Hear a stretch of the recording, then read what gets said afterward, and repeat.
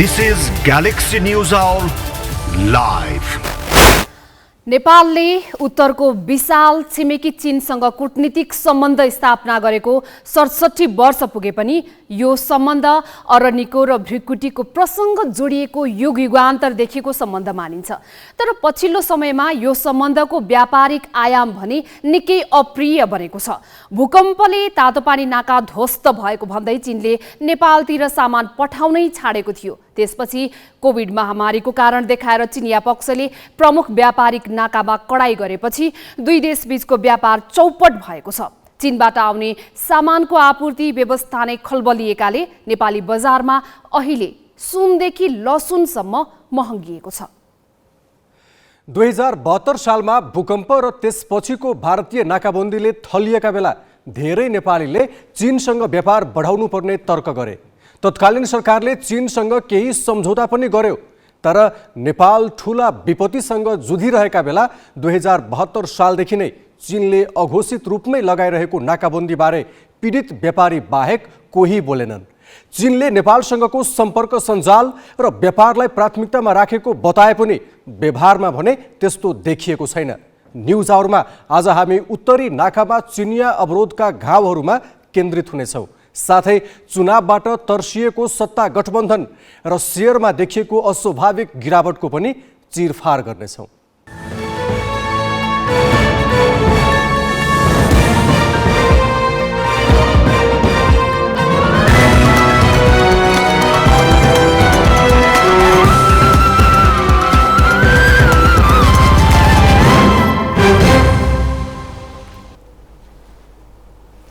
नमस्कार, यो हो ग्यालेक्सी न्यूज आवर। अब हेडलाइन्स।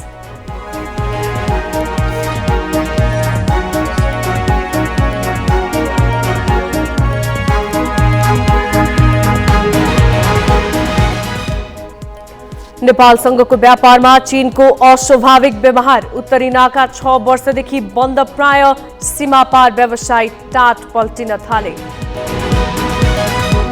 कांग्रेसभित्रै वैशाखमा स्थानीय चुनाव गर्नुपर्ने मत बलियो। प्रधानमन्त्री गठबन्धनको घेराबन्दीमा संविधानविद भन्छन् चुनाव पर धकेल्ने योजना संविधान विरुद्ध जालसाजी।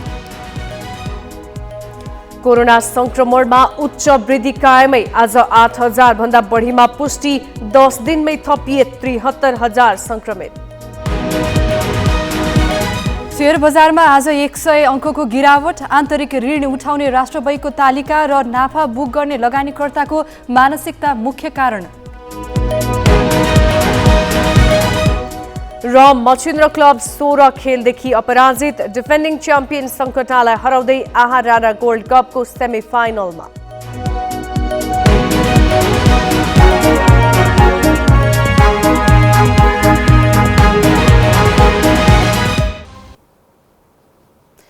नेपाल र चीन बीचका दुई प्रमुख नाका रसुवागढी र तातोपानी 2 वर्षदेखि बन्द प्राय छन्। 2071 साउनमा सिन्धुपाल्चोकको जुरेमा पहाडै खसेर अरनिको राजमार्गमा अवरोधबाट चीनसँगको व्यापार बिथोलिएको थियो। त्यसपछि 2072 को महाभूकम्प र 2076 मा सुरु भएको कोरोना महामारीको कारण देखाएर चीनले नेपालतर्फका मुख्य नाकामा अघोषित नाकाबन्दी गर्दै आएको छ। कोभिड अघि नेपालबाट चीनमा हुने 61% निर्यात यिनै दुई नाकाबाट हुन्थ्यो, जुन अहिले शून्य छ। चीनबाट हुने आयातमा पनि उत्तरी नाकाको हिस्सा घटेको छ। चिनिया वस्तु पनि भारतीय बाटो भएर ल्याउनु पर्ने भएकाले नेपाली बजारमा महँगी चुलिएको छ। चीनमा वस्तु निर्यात गर्ने नेपाली व्यवसायी अहिले टाट पल्टिने अवस्थामा छन्। हुन त 2072 को महाभूकम्पपछि बन्द भएको चीनसँगको प्रमुख व्यापारिक नाका तातोपानी 3 वर्ष अघि सञ्चालनमा आएको थियो। भूकम्पपछि अर्को उत्तरी नाका रसुवागढीको उपयोग बढाउने प्रयास पनि भएकै हो। तर भूकम्पपछि चिनियाहरूले तातोपानी बन्द गरेर केरुङ नाकामा जोड दिन थाल्नु नै नेपालका लागि एउटा सुखद संकेत थिएन। नभन्दै 2 वर्ष अघि कोभिड महामारी सुरु हुँदा नहुँदैदेखि यी दुवै नाका बन्द जस्तै छन्। दैनिक 150 सम्म कन्टेनर आवत जावत गर्ने उत्तरी नाकाबाट अहिले मुस्किलले 10-15 ट्रक मात्र भित्रिन्छन्।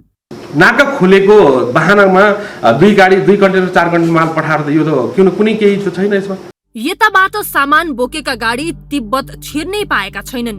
सामान्य अवस्थामा नेपालबाट चीनतर्फ हुने निर्यातको 61% यिनै उत्तरी नाकाबाट हुन्थ्यो। तर अहिले नेपालले चीनमा सामान पठाउन भारतको कोलकाता हुँदै सामुद्रिक मार्ग प्रयोग गर्नुपर्छ। यसले नेपाली हस्तकला तिब्बत निर्यातलाई ठप्प पारिदिएको छ, किनकि कोलकाता हुँदै हङकङ वा सांघाई घुमेर तिब्बत पुग्दा ज्यादै महँगो पर्छ। चीनको मुख्य भूमिमा पुग्ने नेपाली वस्तुको निर्यात पनि घटिरहेको छ। 4 वर्ष यता चीनतर्फको निर्यात घटेर आधा भन्दा कम भइसकेको छ। हाम्रो राजस्व सङ्कलनलाई निश्चय नै असर पर्छ। बाटोको अलिकति समस्या छ, यो यसमा अब निकट भविष्यमा यो बाटो सुधार भएर सहज हुन्छ भन्ने मलाई आशा छ। आयात व्यापारमा पनि उत्तरी नाकाको हिस्सा घट्दो क्रममै छ। आर्थिक वर्ष 2076-77 मा चीनबाट हुने आयात मध्ये 20% हिस्सा यी दुई नाकाको थियो। तर गत वर्ष यो अनुपात 2.5% मा झर्यो। अहिले पनि कुल आयातमा 15% भन्दा कम मात्रै यी नाकाको योगदान छ। निर्यात ठप्प हुने र सामुद्रिक मार्गबाट आयात बढ्ने अवस्थाले चीनसँगको व्यापार घाटा चुलिएको छ।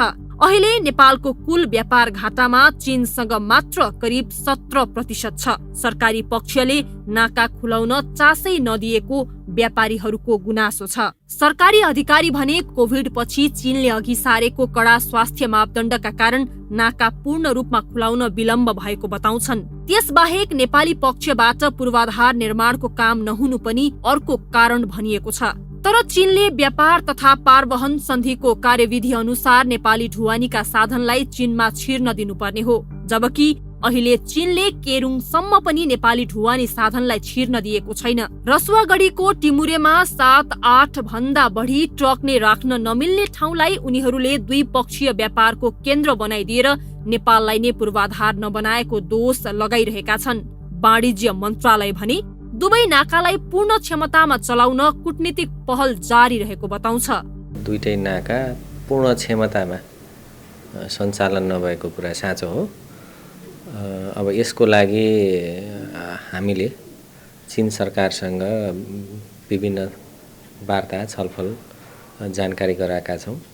तर केही कोभिडको स्वास्थ्य प्रोटोकलको कारणले पनि ती ठुला ट्रकहरू अनलोड अपलोड गर्ने लगायतका सेनिटाइजेसन गर्ने लगायतका कारणहरूले पनि केही विलम्ब हुन गएको हो। सडक मार्गबाट तिब्बत हुँदै व्यापार गर्दा 15 देखि 20 दिनमा चीनबाट सामान काठमाडौँ आइपुग्थ्यो। तर समुद्री मार्ग प्रयोग गर्दा 40 देखि 50 दिनसम्म लाग्छ। नेपालबाट जाने सामानको अवस्था पनि यही हो। लामो समय व्यापारीले तिर्ने बैंकको ब्याज र बढेको ढुवानीको भाडाको बोझ उपभोक्ताको थाप्लोमै पर्छ। यही कारण अहिले बजारमा सबै जसो चिनिया सामान महँगिएका छन्। यसले थुप्रै व्यवसायी टाँट पल्टिने अवस्थामा पुगेको बताउँछन्।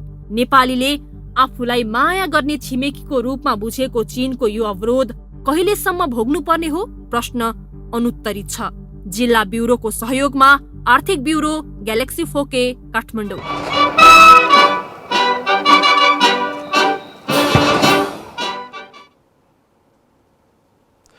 2072 मा नेपालमा नयाँ संविधान लागू भएपछि भारतले यसरी नै अघोषित नाकाबन्दी गरेको थियो। त्यसबेला केपी शर्मा ओली नेतृत्वको सरकारले चीनको बाटो भएर बाँकी विश्वसँग नेपालले व्यापार गर्न सक्ने सन्धि गरेका बेला चीनको वाहवाही नै भएको थियो। तर त्यो सन्धि अहिलेसम्म कागजमै सीमित छ। यस्तै नेपालले पाउने अरू व्यापार सुविधा पनि केवल देखाउनका लागि मात्र भएका छन्। हेर्नुस् विनय बन्जाराको यो सामग्री। 2073 मा मध्य चीनको लान्चौ सहरबाट एउटा रेल काठमाडौँका लागि छुटेको खबर पिपुल्स डेली अनलाइनले छाप्यो। त्यो रेल 2431 किलोमिटर कुदेर सिगाटसे पुग्ने र त्यसपछि 724 किलोमिटर बाटो ट्रकले सामान बोकेर काठमाडौँ झार्ने भनिएको थियो। त्यसको 4 वर्षपछि 9 जेठ 2077 मा चिनिया समाचार संस्था सिन्हुवामा पुनः अर्को समाचार आयो, जसमा लान्चौकै नजिकको अर्को सहर सियानबाट अर्को रेल काठमाडौँका लागि छुटेको भनिएको थियो। यी दुवै प्रसङ्गलाई चीन सरकारले नियोजित रूपमै प्रचार गरेको थियो। त्यसअघि 8 चैत 2072 मा प्रधानमन्त्री केपी ओलीको चीन भ्रमणका क्रममा दुई देशबीच व्यापार तथा पारवहन सन्धिमा हस्ताक्षर भयो। यस्तो सन्धि नेपालले त्यसअघि भारत र बङ्गलादेशसँग मात्रै गरेको थियो। बङ्गलादेशसँग नेपाल नजोडिएकाले अन्तर्राष्ट्रिय व्यापारमा भारतसँग मात्रै निर्भर रहनुपर्ने बाध्यता थियो। भारतले 2072 सालमा नाकाबन्दी गरिदिएको परिवेशमा चीनसँगको यो सन्धिलाई नेपालमा ठुलो महत्त्व दिइयो। 2076 वैशाख 16मा राष्ट्रपति विद्यादेवी भण्डारीको चीन भ्रमणका क्रममा पारवहन सन्धिको प्रोटोकलमा पनि हस्ताक्षर भयो, जसमा चीनका सबै खुल्ला सामुद्रिक एवं सुक्खा बन्दरगाह नेपालले प्रयोग गर्न पाउने उल्लेख छ। तत्कालै 4 सामुद्रिक र 3 सुक्खा बन्दरगाह प्रयोग गर्न पाइने, चीनको जुनसुकै बाटो भएर नेपालले तेस्रो मुलुकसँग व्यापार गर्न पाउने, नेपालका 6वटा उत्तरी नाकाबाट सामान ढुवानी गर्न पाइने, नेपालमा दर्ता भएका ढुवानीका साधन सिगात्सेसम्म जान पाउने, नेपालले चीनका सबै रेल, बन्दरगाह, आन्तरिक जलमार्ग र अन्य यातायातका सबै साधन प्रयोग गर्न पाउने प्रोटोकलमा उल्लेख थियो। त्यस लगत्तै भूकम्पपछि बन्द रहेको तातोपानी नाका 4 वर्ष 1 महिनापछि 15 जेठ 2076बाट आंशिक रूपमा खुल्ला गरियो।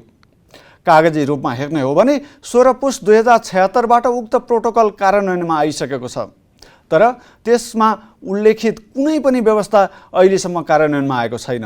बरु चीनले कोभिड अघिसम्म रसुवाका नागरिक र नेपाली ढुवानीका साधनलाई केरुङको बन्दरगाहसम्म जान दिइरहेको सुविधा समेत अहिले बन्द गरिदिएको छ।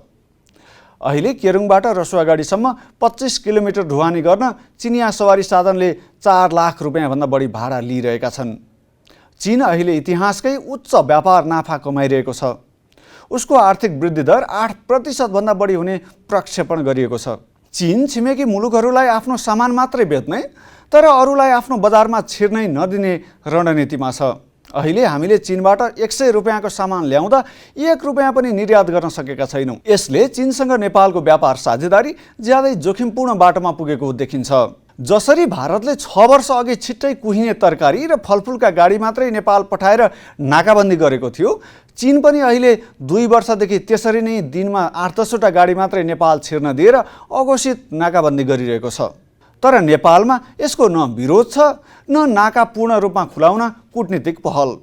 सरकारी अधिकारीहरू चिनिया दूतावाससँग यसबारे छलफल गर्न खोजे पनि उनीहरूले समय नै नदिइरहेको बताउँछन्। व्यापारमा यो अवरोधका पछाडि चिनिया पक्षले आफ्नो शून्य कोभिड नीति देखाउँदै आएको छ। तर धेरैको विश्वासमा यो नेपालमा अमेरिकी सहायताको परियोजना एमसीसी कार्यान्वयन नगर्न दबाव सिर्जना गर्ने चीनको नयाँ कदम हुन सक्छ। हुन पनि तत्कालीन प्रधानमन्त्री केपी शर्मा ओली चिनिया छाता छोडेर भारतसँग नजिक हुन थालेको र एमसीसी पारित गर्न उद्धत देखिएको सूचना पाएपछि चिनिया पक्षले यस्तो कडा नीति लिन थालेको देखिन्छ। यसको अर्को कारण चाहिँ चीन विरुद्धको गतिविधिबारे उनीहरूको शङ्का पनि हो। भूकम्पपछि तातोपानी नाका क्षेत्रमा तिब्बतको स्वतन्त्रता सम्बन्धी गतिविधि बढेको चिनिया शङ्काले लामो समय त्यो नाका बन्द भयो। अब उनीहरूको शङ्का रसुवा केरुङ नाकामा बढेको छ। यही कारण चिनियाहरूले नै ज्यादै महत्त्व दिएको यो नाका अहिले बन्द जस्तै बनाइएको छ। अब उनीहरू कोरला वा ओलाङचुङ गोला जस्ता नयाँ नाका प्रयोग गर्न चाहिरहेका छन्। यसरी 2-4 वर्षको अन्तरालमा व्यापार नाका बदलिरहने हो भने व्यापार दिगो हुन सक्दैन। शून्य कोभिड नीतिका नाममा चीनले गरिरहेको व्यापार अवरोधलाई कसरी लिने र यसलाई सल्टाउन नेपाल सरकारको पहल कति पर्याप्त छ भनेर हामीले वाणिज्य मन्त्रालयका पूर्व सचिव पुरुषोत्तम ओझालाई सोधेका छौँ। एसियन कन्ट्रिजबाट आउने, चीनमा आउने आयातमा पनि वृद्धि भएको छ, अमेरिकाबाट आउने आयातमा पनि वृद्धि भएको छ, तर नेपालबाट चाहिँ जाने वस्तु चाहिँ घटेको घटै छ।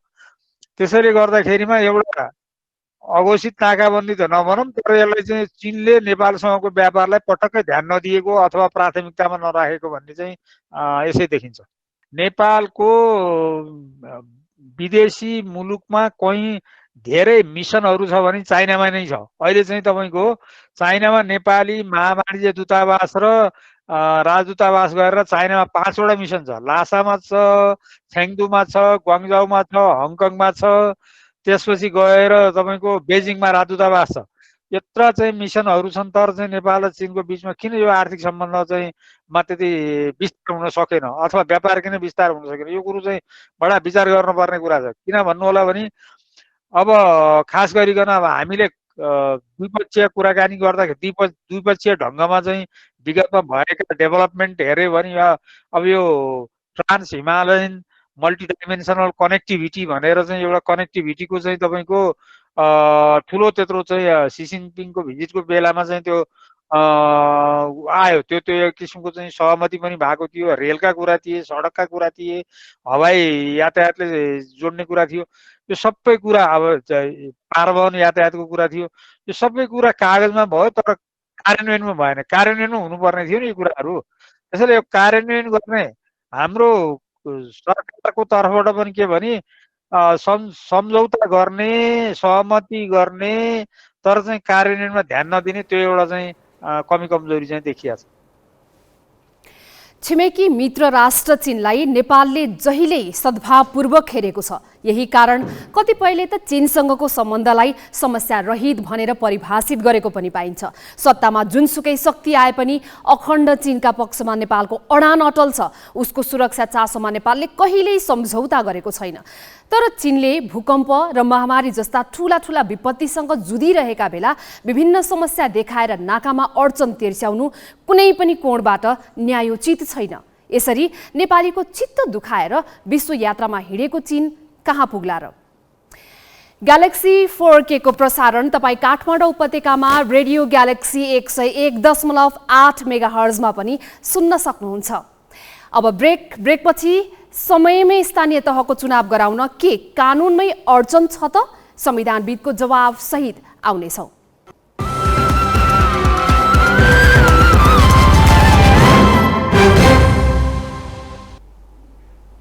अब केही न्युज संक्षेपमा।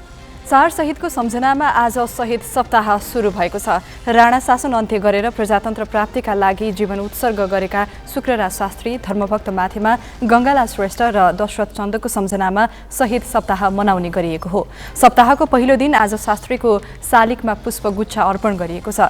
शास्त्रीको हत्या गरिएको काठमाडौँको टेकु पचलीमा रहेको शालिगमा काठमाडौँ महानगरका प्रमुख विद्यासुन्दर साके, उपमेयर हरिप्रभा खड्की लगायतले पुष्पगुच्छ अर्पण गरे। शास्त्रीको 1997 माघ 10, धर्मभक्त माथेमाको माघ 13 तथा गङ्गालाल श्रेष्ठ र दशरथ चन्दको माघ 15 गते तत्कालीन राणा शासकले हत्या गरेका थिए। कोभिडका कारण यसपालि शहीद सप्ताहमा औपचारिक कार्यक्रम भने राखिएको छैन। हिंसा भड्काउने अभिव्यक्तिका कारण विवादित बनेकी भौतिक पूर्वाधार तथा यातायात मन्त्री रेणुकुमारी यादवले 5 दिनपछि आफ्नो भनाई व्यक्तिगत रूपमा कसैप्रति लक्षित नभएको वक्तव्य निकालेकी छन्। मन्त्री यादवले आज प्रेस वक्तव्य जारी गरी आफ्नो अभिव्यक्ति कसैप्रति लक्षित र दुराशयपूर्ण नभई हिंसात्मक गतिविधि हुनबाट जोगाउने खालको भएको दावी गरेकी छन्। शान्तिपूर्ण विधि प्रक्रियाबाटै राजनैतिक गतिविधि गर्ने अभिव्यक्ति आफूले दिएको उनको वक्तव्यमा उल्लेख छ। उनले आफ्नो अभिव्यक्तिलाई लिएर सञ्चार माध्यमले भ्रम फैलाएको आरोप लगाएकी छन्। राष्ट्रिय मानवाधिकार आयोगले कोभिडको तेस्रो लहर भयावह बनेकाले नागरिकको स्वास्थ्य सुरक्षामा थप संवेदनशील बन्न सरकारको ध्यान आकर्षण गराएको छ। आयोगले आज स्वास्थ्य सचिव डाक्टर रोशन पोखरेल र गृह मन्त्रालयका उच्च अधिकृतलाई बोलाएर छलफल गरी खास गरी आधारभूत औषधि सिटामोलको अभाव अन्त्य गर्न ध्यान आकर्षण गराएको हो। आयोगका अध्यक्ष तब बहादुर मगरले सबै नागरिकलाई सहज रूपमा खोप उपलब्ध गराउन तथा सिटामोल लगायत औषधि पर्याप्त रूपमा व्यवस्था गर्न भनेका छन्। उनले खोप कार्ड बिना सार्वजनिक स्थलमा प्रवेश गर्न नपाइने व्यवस्थाले मानवाधिकार उपभोगमा असर पर्ने भएकाले हचुवाका भरमा निर्णय नलिन सरकारी अधिकारीको ध्यान आकर्षण गराए। अछामको बयलपाटा अस्पतालले अत्यावश्यक बाहेकका सबै सेवा बन्द गरेको छ। अस्पतालले आफ्ना 15 जना स्वास्थ्यकर्मीमा कोभिड देखिएपछि अत्यावश्यक बाहेकका सेवा बन्द गरेको हो। अस्पतालमा 98 स्वास्थ्यकर्मी र कर्मचारी छन्। अत्यावश्यक बाहेक सबै सेवा आजदेखि माघ 16 गतेसम्मको लागि बन्द गरिएको अस्पताल प्रशासनले जनाएको छ। सत्ता गठबन्धनले चुनाव सार्न कानुनै संशोधन गर्ने सम्मको गृह कार्य गरेको छ। संविधानसँग कानुन बाजिएकाले चुनाव गर्न नमिलेको गठबन्धनका नेताहरूको तर्क छ। के साँच्चै कानुनी अडचन छ? गठबन्धनका केही घटकको दबावमा निर्वाचन टार्ने कुरामा प्रधानमन्त्रीको पार्टीभित्र एकमत छ त? यो प्रसङ्ग विनय कुमारबाट। पटक पटक निर्वाचन आयोगले स्थानीय चुनावको मिति तोक्न ध्यानाकर्षण गराउँदा पनि सरकारले यसका लागि समय छँदै कुनै कदम चालेन। जब समय घर्किँदै गयो सरकारले निर्वाचन आयोगको सुझाव अनुसार मिति तोक्नुको साटो अरू पक्षसँग छलफल र परामर्शमा समय खर्च गरिरहेको छ। र चुनाव सार्नका लागि कानुनै संशोधन गर्न समेत तयार भएको छ। खास गरी सत्ता साझेदार दलहरूले एकपछि अर्को अडचन देखाउँदै निर्वाचन पर सार्न दबाव बढाएकाले गठबन्धनभित्र नेपाली काङ्ग्रेस घेराबन्दीमा परेको छ। प्रधानमन्त्री शेरबहादुर देउबा सत्ता गठबन्धनका दुई मुख्य साझेदार नेकपा एकीकृत समाजवादी र माओवादीको दबावमा वैशाखभित्रै हुनुपर्ने चुनावलाई अनिश्चयमा धकेल्न तयार देखिएका छन्। त्यसैले निर्वाचन आयोगको सुझाव अनुसार वैशाखभित्रै स्थानीय चुनावको मिति तोक्नुको साटो समय खपत गर्न अरू पक्षहरूसँग परामर्श र कानुन संशोधनसम्मको गृह कार्यमा जुटेका छन्। जबकि कङ्ग्रेसमा अहिले स्थानीय तहको निर्वाचन तोकिएकै समयमा हुनुपर्छ भन्ने मत बलियो छ। यसमा इतरखेमाबाट महामन्त्री गगन थापादेखि अरू प्रभावशाली नेताहरूले बरु गठबन्धन नरहोस्, चुनाव चाहिँ समयमै हुनुपर्छ भन्ने धारणा राखिरहेका छन्। स्वयं संस्थापन पक्षीय नेताहरूमा पनि ठुलो पंक्ति चुनाव सार्न हुँदैन र मिल्दैन भन्नेमै देखिन्छ। संविधानमा स्पष्ट रूपमा स्थानीय तहको निर्वाचन गर्ने, यो समयमा गर्ने भन्ने कुरा संविधानमै हामीले उल्लेख गरिसकेपछि यसलाई चाहिँ संविधानैले निर्धारित गरेको समयभित्र हामीले सम्पन्न गर्ने कुरा गर्दाखेरि यो स्थानीय तहको निर्वाचनै हुन्न कि या संविधानै जोखिममा पर्छ कि भन्ने कुरा चाहिँ मलाई लाग्छ कि यो हतारले गरेर निष्कर्ष हुन्छ। तर गठबन्धनमा रहेका माओवादी केन्द्र र एकीकृत समाजवादी प्रतिनिधि सभाको निर्वाचनभन्दा पहिला स्थानीय तहको निर्वाचन गर्ने पक्षमा छैनन्। यसकै लागि कानुनी उल्झनदेखि प्रतिनिधि सभाले काम गर्न नपाएको बहाना बनाउँदै शीघ्र निर्वाचनको प्रस्ताव अगाडि सारेका छन्। स्थानीय तहको निर्वाचन पर धकेल्ने उद्देश्यले नै 3 तहको निर्वाचन एकैपटक गर्ने र त्यसको भाखा अर्को वर्षको फागुनसम्म राख्ने बारे छलफल चलाएका छन्। यसलाई उनीहरू चुनाव गराउनकै लागि भइरहेको छलफल भनेर तर्क गर्छन्। हाम्रो चाहिँ केही साथीहरूलाई खास गरी चाहिँ हामीले विद्रोह गरेर आएको पार्टी नेकपा एमालेका साथीहरूलाई के लागेको छ भने एकदम तातै हाम फालेर कुदियो र चाहिँ आफूले जसरी अवैधानिक काम गरेर चाहिँ तपाईँको संवैधानिक परिषदहरूमा नियुक्ति गरियो, मनपरी गरियो, त्यसको भ्रमण गरियो, भाँडभैलो गरियो, त्यसै गरी यहाँ पनि कानुनमा भएको भाँडभैलो प्रयोग गरेर छिटो कुदिहाल्न पाए जितिहाल्न पाइन्थ्यो भन्ने भ्रम छ उहाँहरूलाई। निर्वाचन आयोगले स्थानीय चुनाव वैशाखभित्र नभए त्यसपछि जनताको नजिकको सरकार जनप्रतिनिधि विहीन हुने जोखिम औलाइरहँदा सरकारले स्थानीय निर्वाचन सम्बन्धी कानुन संविधानसँग बाजिएको भन्दै संशोधन गर्न तयार भएको छ। तर स्थानीय चुनाव पर धकेल्न नहुने कांग्रेस भित्रैको बलियो मतलाई प्रधानमन्त्री देउबाले कति उपेक्षा गर्न सक्छन्? कतै यही कारण स्थानीय निर्वाचन मात्र होइन, गठबन्धनकै भविष्य अनिश्चयमा पर्ने त होइन भन्ने सम्मका प्रश्न उठेका छन्। राजनीतिक ब्युरो, ग्यालेक्सी फोके, काठमाडौँ। लोकतान्त्रिक प्रणाली र निर्वाचन एक अर्काका पर्याय हुन्, अर्थात् लोकतान्त्रिक प्रणालीको विशेषता भन्नु नै आवधिक निर्वाचन हो। तर मुलुकका प्रमुख राजनीतिक दलहरूमै निर्वाचनप्रति त्यति रुचि देखिँदैन। आफ्नो अनुकूल नहुने देखेपछि आम निर्वाचन मात्र नभई स्थानीय चुनाव समेत अनिश्चयमा धकेल्न लागि पर्ने प्रवृत्ति उहिल्यै देखिएको हो। ग्यालेक्सी संवाददाता अक्षर काकाको यो प्रस्तुति हेरौँ। राजनीतिक हतियारका रूपमा चुनाव संविधानले दिएको समय सीमा अनुसार 2074मा निर्वाचित स्थानीय जनप्रतिनिधिको कार्यकाल आउँदो जेठ पहिलो साता सकिँदैछ। त्यसका लागि वैशाखभरिमा निर्वाचन गर्नुपर्ने हुन्छ। तर त्यसको तयारीको लागि समय भने घर्किँदैछ। त्यसो त इच्छा शक्ति भए 90 दिनभित्रै पनि तयारी गर्न सकिन्छ। तर चुनावका सन्दर्भमा राजनीतिक दलहरूको इच्छा शक्ति निकै नै क्षीण देखिन्छ। उनीहरूले निर्वाचनलाई लोकतान्त्रिक प्रणालीका रूपमा भन्दा पनि अस्त्रका रूपमा उपयोग गर्दै आएका छन् भन्ने घटनाक्रमले नै देखाउँछ। राजनीतिक उपयोगको सिलसिला 2048 सालको आम निर्वाचनपछि काङ्ग्रेसभित्रको कलहले आगोको रूप लियो र त्यसको मार संसदले नै खेप्नु पर्यो। 2051 असार 26 गते सरकारको नीति तथा कार्यक्रम विफल भएपछि मुलुक मध्यावधि चुनावतर्फ अग्रसर भयो। तत्कालीन प्रधानमन्त्री गिरिजाप्रसाद कोइरालाले राजीनामा दिए काङ्ग्रेस सरकारकै निरन्तरता सम्भव थियो। तर सके आफै पदमा टिकिरहने नभए संसदलाई नै शिकार बनाउने अभ्यासको थालनी त्यहीबाट भयो। पछि एमाले अध्यक्ष मनमोहन अधिकारीदेखि केपी ओलीसम्मले त्यही पथ पछ्याए। 2062-63 पछिको त्यो माथापच्ची माओवादीसँगको 12 बुँदे सम्झौता 2062-63 को आन्दोलनको मर्म नै संविधान सभा मार्फत उपलब्धि संस्थागत गर्ने थियो।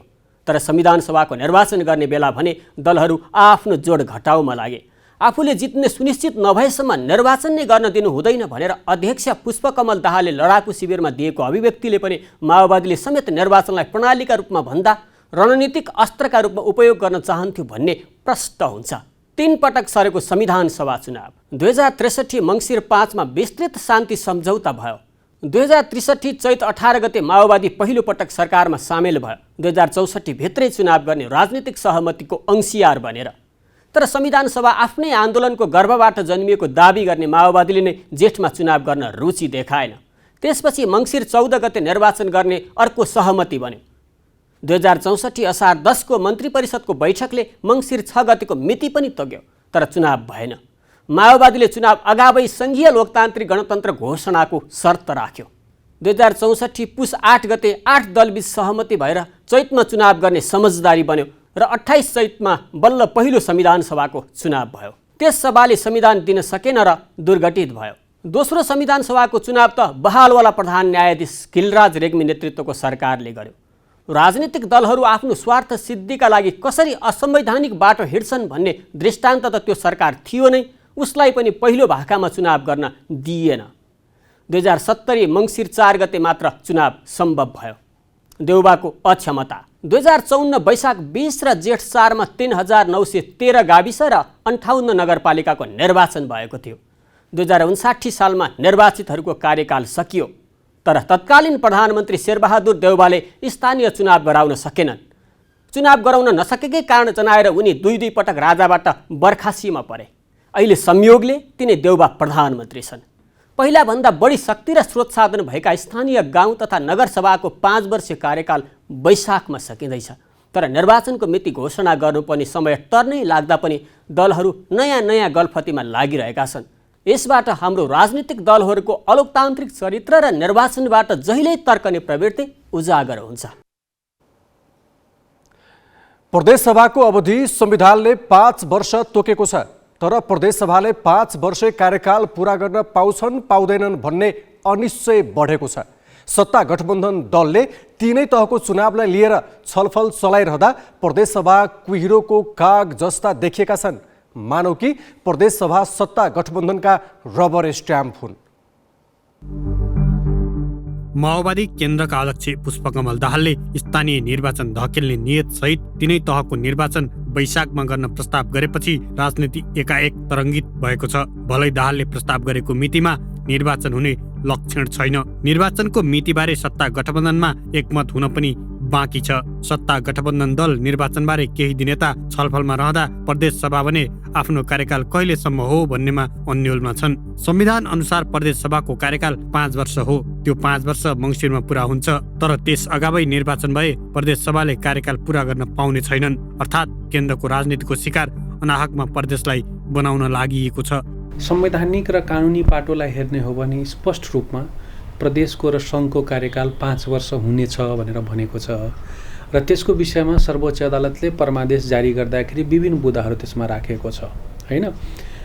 त्यसकारणले गर्दाखेरि 5 वर्ष कार्यकाल परिकल्पना गरेको हुनाले त्योभन्दा अगाडै एक्सेप्सनल कन्डिसनमा मात्रै विघटन हुने भनेर सर्टेन कन्डिसनहरू राखेका छन्, जुन कन्डिसनको व्याख्या सर्वोच्चले ABCDE भनेर गरिसक्यो।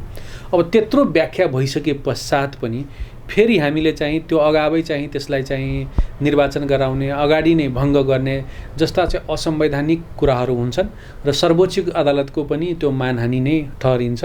त्यसकारण त्यो बहसमा जानै हुँदैन राष्ट्र भन्ने मलाई लाग्छ। केन्द्रमा प्रतिनिधि सभा 2 पटक विघटन हुँदा सातै प्रदेशका सभा कानुन अनुसार चलिरहेका छन्। विघटन बदर भएपछि प्रतिनिधि सभामा भदौ 23 देखि प्रमुख प्रतिपक्षी एमालेको निरन्तर अवरोध रहे पनि प्रदेश सभा सञ्चालनमा कुनै समस्या छैन।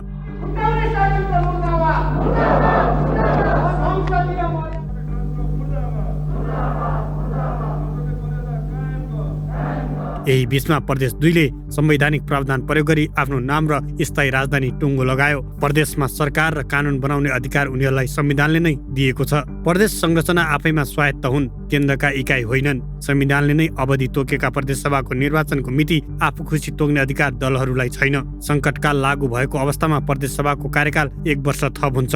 संविधानमै यो व्यवस्था छ। अन्यथा चुनाव चाँडो गरेर प्रदेश सभाको आयु छोट्याउने वा ढिलो गरेर अवधि लम्ब्याउनु संविधान विपरीत हुनेछ। 3 तहको चुनाव एकैपटक गर्ने र अगाडि गर्छु भनेर भन्यौँ भने हाम्रो संविधानले पनि त्यो दिन्न। हाम्रो त्यो संविधानभित्र भएको व्यवस्थाको अस्ति भर्खर हामी आफैले मुद्दा हालेर यो सरकार बन्दै गर्दा सर्वोच्च अदालतले जे व्याख्या गरेको छ त्यो व्याख्याले पनि दिन्न। अर्को कुरा के प्रदेश भनेको हाम्रो अन्तर्गतको विभाग हो र हामीले संसद ल माथिको संसद एकछिनलाई मान्नुहोस् हामीले माथिको संसद भङ्ग गरेको ल अनि प्रदेशको संसद पनि आफै भङ्ग हुन्छ हामीले 3 तहको चुनाव गर्ने भनेर हामी सङ्घीय व्यवस्थामा छौँ भन्ने कुरालाई बिर्सने हामी त्यो पनि मिल्दैन। प्रदेश सभाको निर्वाचन 2074 मङ्सिरमा 2 चरणमा भएको थियो। त्यसैले दलहरूले आफ्नो स्वार्थ हेरेर कार्यकाल नसकिँदै निर्वाचन गर्ने निर्णय लिए त्यो प्रदेश सभामाथि ठाडो हस्तक्षेप गरेको ठहरिनेछ। राजनीतिक ब्युरो ग्यालेक्सी फोके काठमाडौँ। संविधानविद पूर्णमान साक्यले निर्वाचन पर धकेल्ने काम गलत राजनीतिक परम्परा भएको बताएका छन्।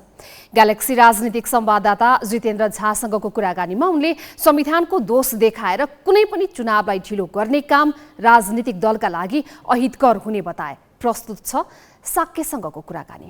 स्थानीय निकायको निर्वाचन भनेको यो हाम्रो ग्रासरुट डेमोक्रेसीसँग सम्बन्धित विषय भएको हुनाले यो कुनै पनि संविधानको प्रावधानको व्याख्या गर्दा त्यसको अवधि सिद्धिसक्दा पनि निर्वाचन नगरेर त्यसलाई पर ढकेलेर निर्वाचन गर्ने बाटो छ संविधानमा भन्ने किसिमको व्याख्या गर्नु चाहिँ गलत परम्परा हो। यो चाहिँ राम्रो होइन। संविधान र कानुनहरू चाहिँ बाझिएका भनेर व्याख्या गरिएको छ। यही बिचमा चाहिँ राजनीतिक दलहरू चाहिँ आफ्नो सुविधाअनुसार चाहिँ निर्वाचनलाई पर धकेल्ने तानाबाना त बुन्दै छैनन्। अहिलेको मौजुदा स्थानीय स्तरको सरकारहरूको अवधि सिद्धिदासम्म अर्को स्थानीय निर्वाचन गर्नलाई संविधानको कुन चाहिँ प्रावधानले बाधक थियो त? बाधक त छैन। संविधानको धारा 225ले भनेको केसम्म हो भनेदेखि चाहिँ कुनै पनि स्थानीय दुईटा गाउँपालिका र नगरपालिकाको सभाहरूको अवधि सकिएपछि तपाईँको बढीमा 6 महिनासम्म चाहिँ उसले चाहिँ निर्वाचन चाहिँ ढकेल्न सक्छ। तर त्यसको व्याख्या कसरी हुनु पर्यो भनेदेखि चाहिँ त्यो गाउँसभा र नगरसभाको अवधि सिद्धिँदा ओर्दासम्म निर्वाचन गर्ने परिस्थिति नै बनेन। कुनै अब सङ्कटकाल आइपुग्यो या कुनै महामारीको कारणले गर्न सकेन, भुइँचालो आयो या त्यस्तै कुनै ठुलो आपद विपद आयो गर्न सकिन भनेदेखि चाहिँ केही समयको लागि पोस्टपोन गर्न सकिन्छ। तर त्यो पार्टीहरूको चाहिँ राजनीतिक स्वार्थ र कन्भिनियन्सको लागि चाहिँ पोस्टपोन गर्नलाई चाहिँ त्यो संविधानले व्यवस्था गरेको होइन। त्यसलाई त्यो अर्थमा लिनु हुँदैन। अब यो संविधानसँग बाझिएका कानुन संशोधन गर्न सत्तारूढ गठबन्धनको तयारी देखिन्छ। त्यो भनेको चुनाव पर धकेल्ने प्रपञ्च हो कि साँच्चै संविधान र कानुनलाई मिलाएर अगाडि बढौँ भनेर उहाँहरूको यत्न देखो के हो? यो संविधानले चाहिँ नगरसभा र गाउँसभाको पदावधि सकेको मितिबाट 6 महिनाभित्रमा निर्वाचन गर्नुपर्छ भनेर भनिएको छ। भने अर्थ के हो भनेदेखि चाहिँ 6 महिना चाहिँ म्याक्सिमम डेडलाइन हो है। तर त्यसको पदावधि सिद्धिनु 1-2 महिना अगाडि पनि गर्नलाई चाहिँ बाधा चाहिँ छैन संविधानले।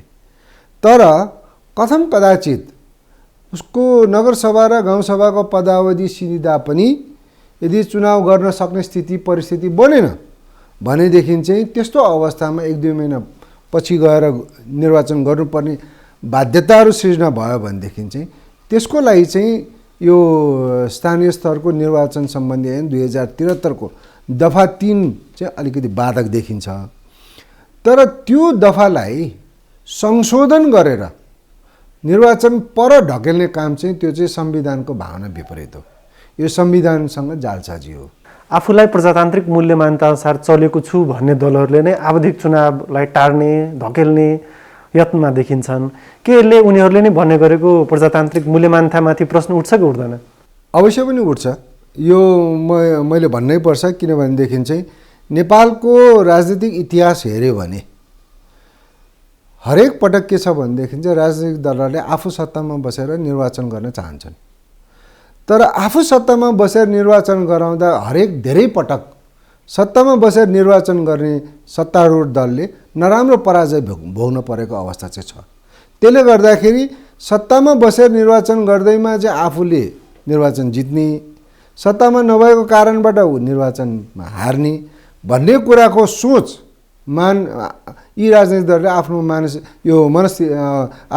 आफ्नो दिमाग मस्तिष्कबाट निकाल्नुपर्छ भन्ने मेरो भनाइ हो।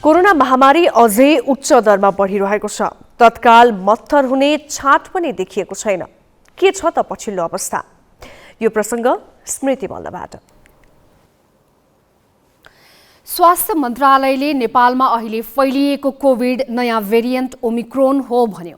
ओमिक्रोन कति धेरै संक्रामक हो भन्नका लागि माग लागेपछिको तथ्याङ्क पर्याप्त हुन्छ। यो 10 दिनमा 73,000मा संक्रमण पुष्टि भएको छ। यो संख्या सक्रिय संक्रमितको 89% हो।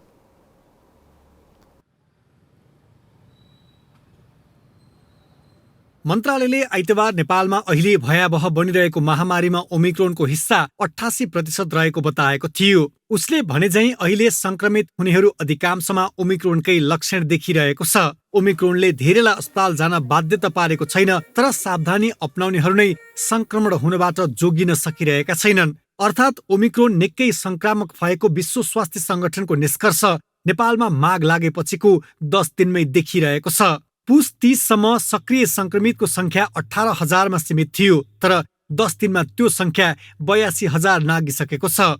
यो अवधिमा 73,000मा कोभिड देखिसकिएको छ। माघ 6 मा एकै दिन 10,000 भन्दा बढी थपिएका थिए। त्यसपछि संक्रमितको संख्या 3 दिनसम्म लगातार घटे पनि सोमबार फेरि बढेको छ। सोमबार 16,500 को PCR परीक्षण गर्दा 48%मा कोभिड देखियो। आइतबारको तुलनामा संक्रमण दर 6% बढ्यो भने संक्रमित 2400 भन्दा बढी थपिए। मन्त्रालयको तथ्याङ्क अनुसार काठमाडौँ उपत्यकामा मात्र 4,500 भन्दा बढी संक्रमित थपिएका छन्। ललितपुरमा नयाँ संक्रमित केही घट्दा चितवनमा संक्रमण दर वात्तै बढेको छ। त्यहाँ सोमबार 790 जनामा कोभिड देखियो। मोरङ र सुनसरीमा संक्रमण दर केही घटेको छ। कास्कीमा भने संक्रमण अझै उच्च छ। त्यहाँ 343 संक्रमित थपिए। संक्रमितको संख्या बढ्दै जाँदा त्यसको चाप अस्पतालमा देखिन थालेको छ। अस्पतालमा 1771 बिरामी भर्ना रहेकोमा करिब 300 आइसियु र भेन्टिलेटरमा छन्। कोभिडका 4 बिरामीको मृत्यु भएको तथा 2540 जना संक्रमण मुक्त भएको मन्त्रालयले जनाएको छ। अब घरमै बसी ग्यालेक्सी 4K हेरेर नयाँ टिगोर कार जित्ने टिगोरपतिबारे जानकारी। टिगोरपतिमा प्रत्येक दिन आउने प्रश्नको छिटो र सही जवाफ ग्यालेक्सी एपमा दिएर तपाईँले कार जित्न सक्नुहुन्छ। पालो भएको छ को बन्छ टिगोरपतिको आजको प्रश्नको। को बन्छ टिगोरपतिको आजको प्रश्न यस प्रकारको छ। न्युटनलाई गुरुत्वाकर्षणको सिद्धान्त प्रतिपादन गर्न कुन फलले प्रेरित गरेको थियो? ए सुन्तला, बी अनार, सी स्याउ, डी अम्बा। सही जवाफ पठाउनलाई ग्यालेक्सी एप डाउनलोड गर्नुपर्छ। मोबाइलको एप स्टोरमा गएर ग्यालेक्सी एप आजै डाउनलोड गर्नुहोस् अनि प्रश्नको जवाफ पठाइहाल्नुहोस्। के थाहा, घरमै बसेर कार जित्ने अवसर तपाईलाई पो मिल्ने हो कि?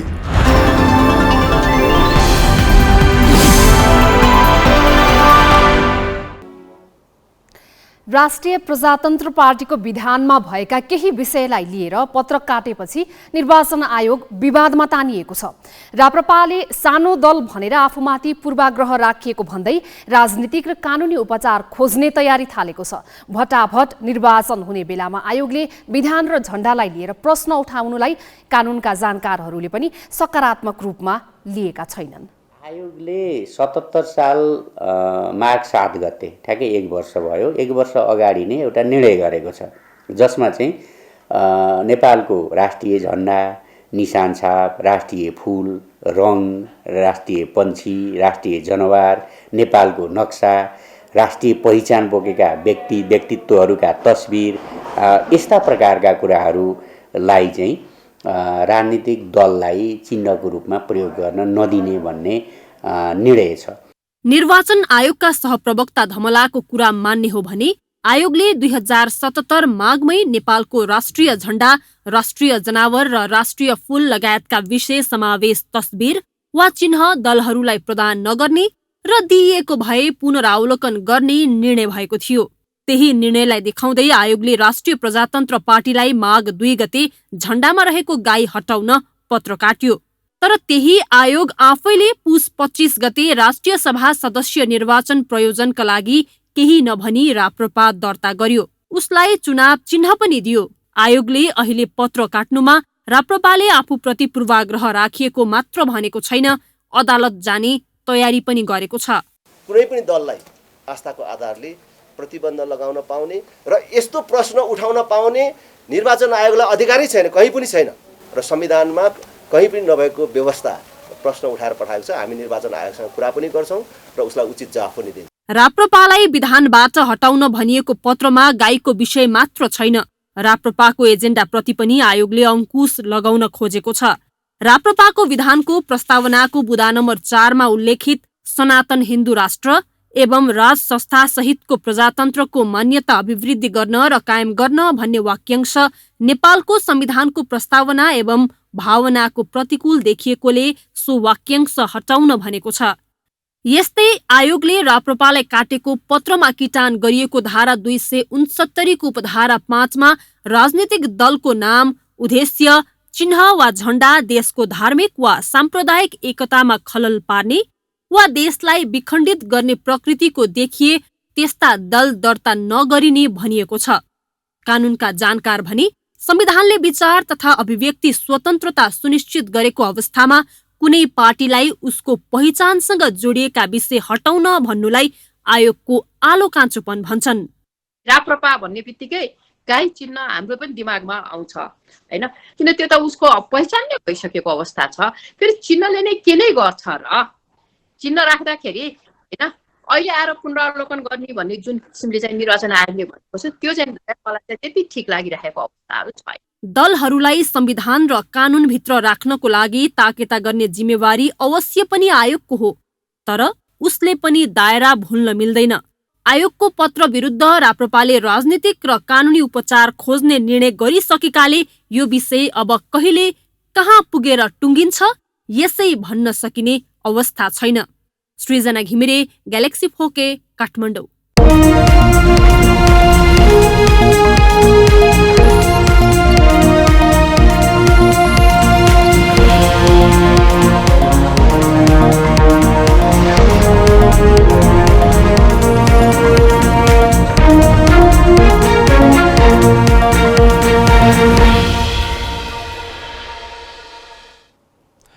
एक महिना अघि 2281 अङ्कमा ओर्लिएको नेप्से लगानी योग्य रकम अभावको समस्या केही सुल्झिएपछि करिब 30% बढ्यो।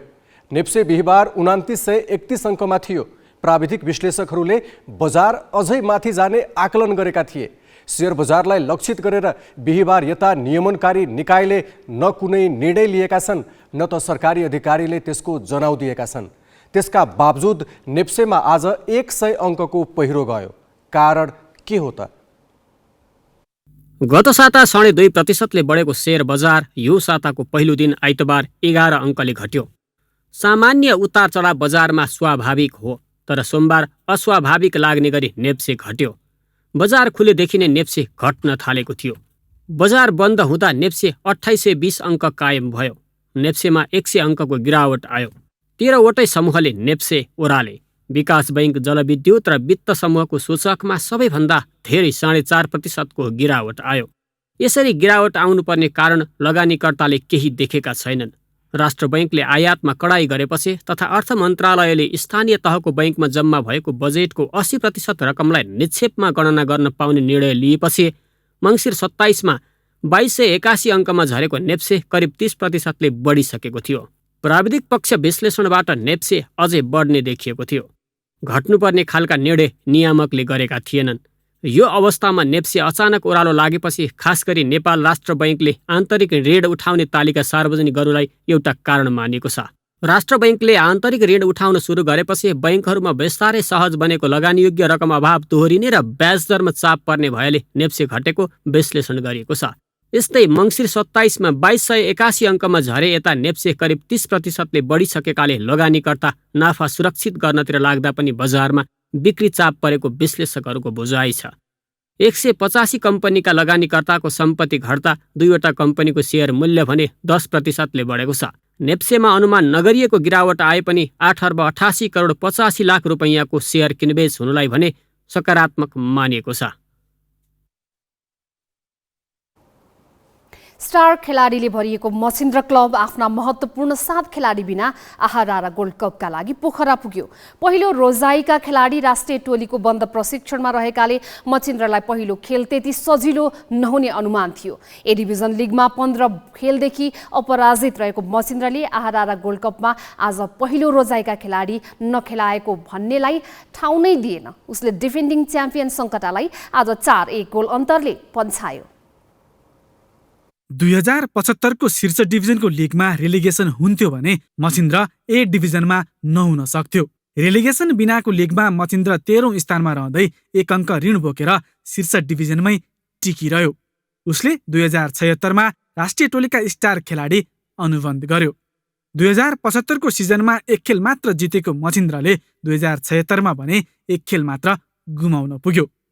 गत सिजन हिमालयन शेर्पासँग 2-0 ले पराजित भए ता मचिन्द्र लिगमा अपराजित छ। लिगमा 15 खेलको अपराजित यात्रालाई मचिन्द्रले आहारा गोल्ड कपमा पनि निरन्तरता दियो। पहिलो रोजाइका 7 खेलाडी राष्ट्रिय टोलीको बन्द प्रशिक्षणमा रहेकाले मचिन्द्र दोस्रो रोजाइका खेलाडी लिएर पोखरा रङ्गशालामा उत्रिएको थियो। तर उसले प्रदर्शनमा कुनै गल्ती गरेन। ए डिभिजन लिगमा उत्कृष्ट प्रदर्शन गरिरहेको र आहारा गोल्ड कपको डिफेन्डिङ च्याम्पियन सङ्कटालाई 4-1 गोलले हराएर मचिन्द्रले आफ्नो बेन्च समेत बलियो रहेको जवाफ दिएको छ। हाम्रो हैन नेसनल टिममा 7 जना प्लेयर छ, रेगुलर प्लेयर हैन। त्यो बावजुद पनि अब हाम्रोमा चाहिँ अब पहिलेदेखि लिग हुँदाखेरि नि अब स्टार प्लेयरहरू धेरै छ भन्थ्यो। त्यो चाहिँ त्यसको परिणाम चाहिँ हो क्या यो, किनभने हामीसँग चाहिँ 6-7 जना प्लेयर नहुँदाखेरि पनि अर्को पनि स्ट्रङ एउटा टिम छ भन्ने चाहिँ देख्यो, आजको गेमले देख्यो क्या। र त्यही माथि अब हाम्रो 2टा विदेशी खेलाडी इन्जोर भएको थियो। त्यसको ठाउँमा चाहिँ हामीले जस चोइस गरेको राम्रो विदेशी 2टा खेलाडी भएको कारणले गर्दाखेरि पनि त्यो अझै हाम्रो टिमलाई चाहिँ प्लस पोइन्ट भयो क्या। नियमित खेलाडी नहुनु र विदेशी खेलाडी समेत इन्जुरी भएकाले मचिन्द्रले गोल्ड कपका लागि मेसुके ओलोमाउ र फ्रेन्ड्सका नाथनेल गार्सियालाई अनुबन्ध गर्यो। नेपाल सुपर लिगमा उत्कृष्ट प्रदर्शन गरेका मेसुकेलाई जारी लिगका लागि एनआरटीले मोटो रकममा अनुबन्ध गरेको थियो। तर उनले लिगमा भने आफ्नो क्षमता देखाउन सकेका छैनन्। 9 खेलमा मात्र 3 गोल गरेका छन्। तिनै मेसुकेले सोमबार मचिन्द्रका लागि लोभलाग्दो प्रदर्शन गरे। उनले आफ्नो नाममा 2 गोल लेखाए। उत्सव राई र अभिषेक गुरुङको नाममा 1-1 गोल रह्यो। सङ्कटाका लागि गणेश हमालले 1 गोल फर्काए। लिगमा मचिन्द्रले 2 खेल गोलरहित बराबरी खेल्दा 1 खेल सङ्कटासँग थियो। तर आहारामा सङ्कटाले न डिफेन्डिङ च्याम्पियन चाहिँ प्रदर्शन गर्न सक्यो न त लिगको प्रदर्शन दोहोर्यायो। प्रशिक्षक राजकुमार केसीले हारमा खेलाडीको अहमलाई मुख्य कारण भनेका छन्। भित्र चाहिँ टिममा के छ भन्दाखेरि खेल्दाखेरि एकले अर्कालाई नगन्ने छ। सबैभन्दा ठुलो कुरा रिसमाथि चाहिँ विजय गर्नुपर्छ पहिला यो खेलाडीहरूले, त्यसपछि मात्रै अनि अन द फिल्ड आएर चाहिँ जित्नलाई सजिलो हुन्छ। मुख्य प्रशिक्षक विष्णु गुरुङ हुँदा सङ्कटाले लिगमा उत्कृष्ट प्रदर्शन गरेको थियो। गुरुङले टचलाइन सम्हाल्दा सङ्कटाले जारी लिगका 9 मध्ये मात्र 1 खेल गुमायो। गुरुङ यति बेला राष्ट्रिय टोलीको बन्द प्रशिक्षणमा छन्। हारपछि सङ्कटा प्रतियोगिताबाट बाहिरिँदा मचिन्द्र सेमी फाइनलमा प्रवेश गरेको छ। फाइनल प्रवेशका लागि मचिन्द्रले माघ 12 गते विभागीय टोली एपिएफसँग खेल्नेछ। अब केही समयपछि अर्थात् 9 बजे prime time with Vijay Kumar लिएर आउनेछौँ। हामी ग्यालेक्सी न्युज आवरको अन्तिममा छौँ। जाँदा जाँदै हेडलाइन्स।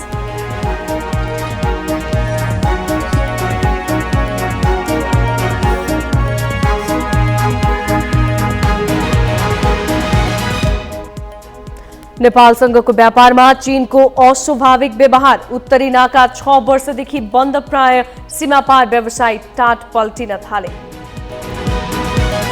काङ्ग्रेसभित्रै वैशाखमा स्थानीय चुनाव गर्नुपर्ने मत बलियो। प्रधानमन्त्री गठबन्धनको घेराबन्दीमा संविधानविद भन्छन् चुनाव पर धकेल्ने योजना संविधान विरुद्ध जालसाजी।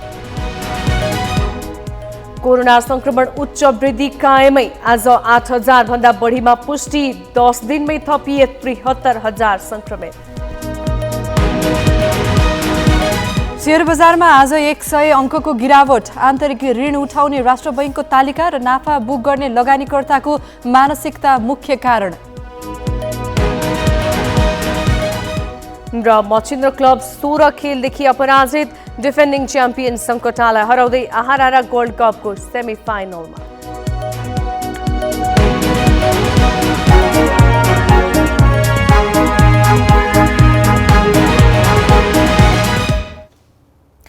आजलाई ग्यालेक्सी न्युज आवर सकियो। यसपछि कार्यक्रम prime time with Vijay Kumar हेर्न सक्नुहुन्छ। नमस्ते।